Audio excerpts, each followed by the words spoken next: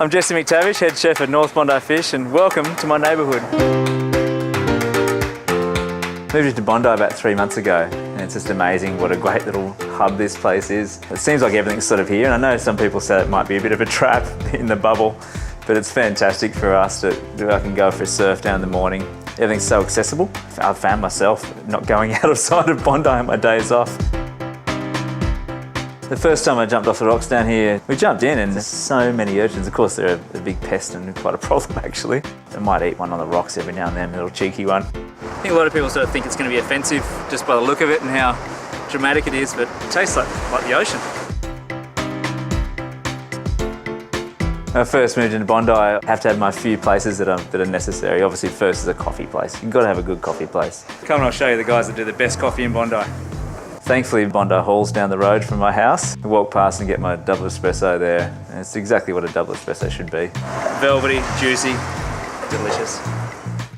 The one thing I was concerned about moving up from Melbourne was my accessibility to natural wine. And then these guys around the corner from my house again, called Native Drops, opened up. I walked in there and there's all my favourite labels, which is very dangerous, of course, for my wallet. I went past to get one bottle and walked out with 12.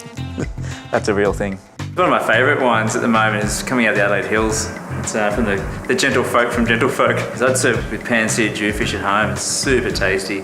I was walking down to a little bar down on Bondi Road recently. I walked past this great little spot that just opened up called Ode. We walked inside and sure enough it's a natural wine bar. Nice little snacks, little tapas style, and just a really good vibe. It felt like almost on Brunswick Street, and a little bit cleaner than Brunswick Street too.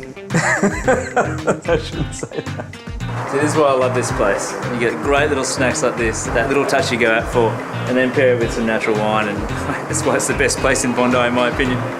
Cheers. So that's my night off, guys, so I'm going to stick around and enjoy this glass of wine. But I'll see you at Taste Collective.